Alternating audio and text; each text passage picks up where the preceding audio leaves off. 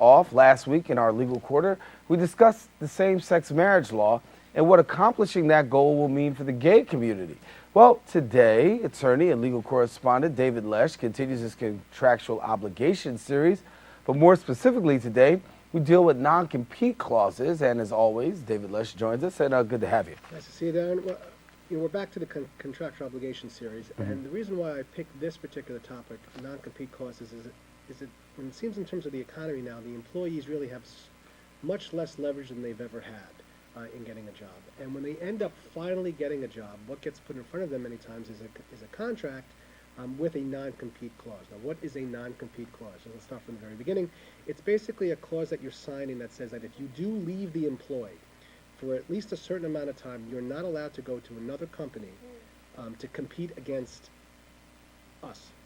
Or you can't go and work for yourself and compete against us. It would be, for instance, let's say, you would leave and go to another network and work as a correspondent, do something else there. If you had a non-compete clause with this particular station, you wouldn't be able to do that for a certain amount of time. Right.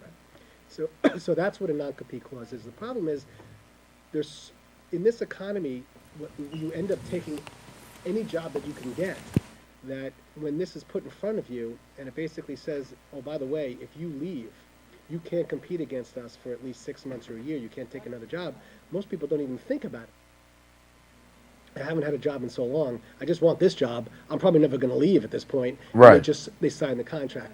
And then sure enough, what happens? A year and a half, 2 years later, they end up not being able to take another job, and they should have been able to do that. And that's why this particular clause is so important, and that's what we're going to talk about. Are they big when you talk about non-compete clauses and the fact of seeing courtrooms deal with issues? How big are non-compete clauses? It happens all the time, because in New York, these clauses are enforceable, whereas in California, they're not enforceable. So the question is, when is a non-compete clause going to be used against an employee? So there are certain elements that have to be looked upon when we're talking about non-compete clauses. Okay.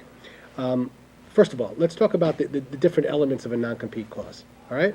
The first element of a non-compete clause that we have to talk about is the reasonableness of the clause itself. Okay, let me talk about this for a second, because when you talk about non-compete clauses, you talk about the reasonableness of it. Okay, so when we look at the reasonableness factor of a non-compete clause, one of the things that people always say is, the things that I'm dealing with, the way that the station, if you use the analogy of the station, the way the station has got me hooked up right now, there's no way that I can be able to survive doing that. Does that qualify in regards to a reasonableness? Well, what most people look at in terms of reasonableness is if you have a particular employment issue and the kind of work that you're doing, if they're asking you to not compete in a much larger area that your employer covers, or that wouldn't be reasonable. Let's give you an example, okay?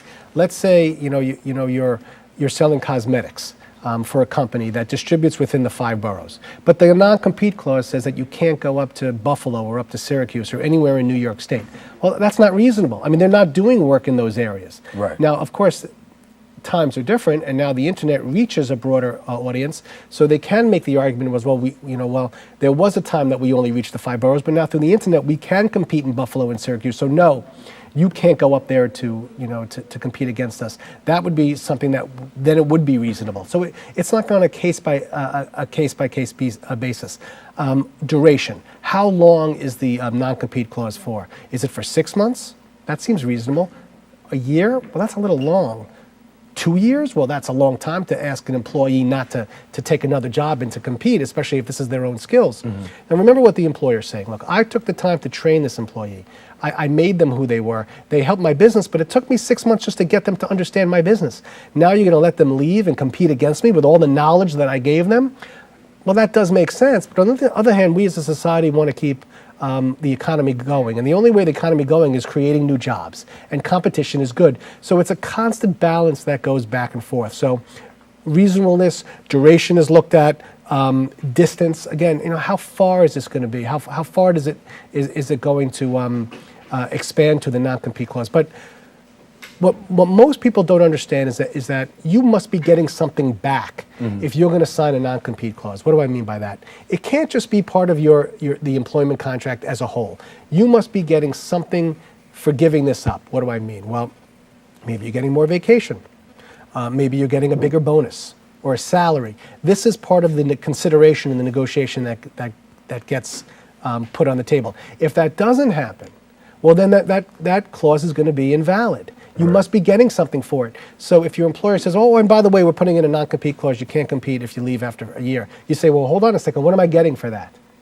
Well, okay, well, we're going to give you a bonus of $25,000 for the first year and $50,000 for you, whatever it is.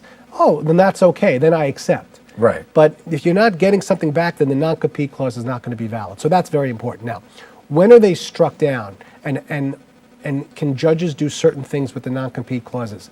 They can. It's called the blue pencil rule. And what that means is if the contract clause itself can be amended in such a way by a judge by, knocking it down from 1 year to 6 months, a judge can do that. Or the distance, moving it from Syracuse and Buffalo back to the 5 boroughs again. Do you understand what I'm saying? So it can be done. But so in other words, it can be amended. It can be amended. It's called the blue pencil rule. But many judges won't do that. Many judges say, look, I'm going to just knock out the entire clause because it wasn't, if a little bit of it is not proper, one slice of it, I'm knocking it all out. I don't have to make a blue pencil and correct it and say, okay, fine, the duration is okay, the year is okay, but I'm going to limit it to the 5 boroughs. A judge doesn't have to do that. If a judge looks at the clause itself and says, you know what, I don't. You made a mistake, employer, in this one particular aspect. I'm knocking the whole clause out.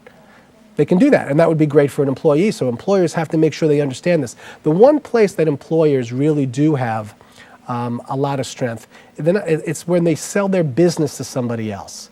It's because it's not really an employer-employee relationship. It's like, let's say you have a laundromat business, and you sell it to somebody else, okay?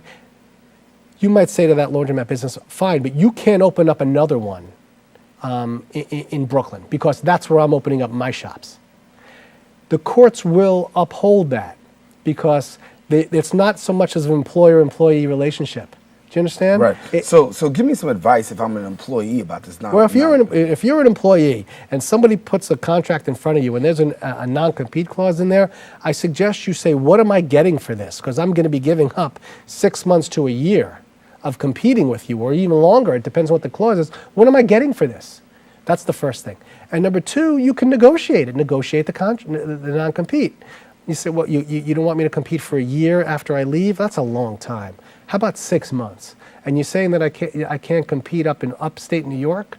Well, you're not up in upstate New York. Why don't we make it for, why don't you let me, compete up in Syracuse, 5 boroughs? So you can negotiate these things. Everything's up for negotiation. Now, of course, remember, if you're negotiating a contract, an employer can say, then fine, I'm not hiring you. Do you understand what I'm saying? So it's a subtle thing. It's all part of negotiations. And that's really what it comes down to. So the best advice I can give somebody who has a non-compete clause, and most people don't have contracts when they have employment contracts. They're what's called employees at will, right? But if you're not an employee at will and you have an employment contract, check the contract and see if you have a non-compete clause, and many times you do. And read it line by line. Always, my best advice that I can give to many people who have employment contracts is see a lawyer. Many times you don't need a lawyer, but when it comes to reviewing contracts, whether it's a lease, a car lease, or a landlord-tenant issue, whatever it is, have a lawyer review that for you, because I can't tell you how many times my clients, they don't take the contract seriously. They sign a lease for a vehicle, and after 3 months they want to give the car back. I'm like, well, you have a contract. You can't just give it back. Or, they sublet a contract. They sublet an apartment into somebody else's name, or they put their own name into a contract, and they were doing it for somebody else who didn't have financing, and of course that person is no longer around, and they're on the hook. I'm like, well, you signed a contract. Right. And it's the same thing with an employer-employee contract. If you sign the contract and there's a non-compete clause, you can't 2 years later when you decide to leave say, well, I didn't realize what I was signing. What do you mean I can't compete? It's the only thing I know how to do is to be in broadcasting. Who says I can't go to another station? That's what I do for a living. Well, you signed a non-compete clause, so you better why didn't you negotiate this? So it's like anything with a contract. read the fine print, and make sure you go over it with a lawyer, and and just to make sure you're protected. No, that's why we bring you on. So that why way I'm you here. give us all the stuff. And Absolutely. let us know. And if they have any problems, they can ask you. You can ask me anything. And you're on Today's Verdict. I am. Today's Verdict. Every 2 weeks, we're shooting a new show. We have some great shows coming up, and I want people to call in with any kind of questions that they have, and if they have a good legal topic or idea, I'll put them on the show. All right. David Lesch, good to have you.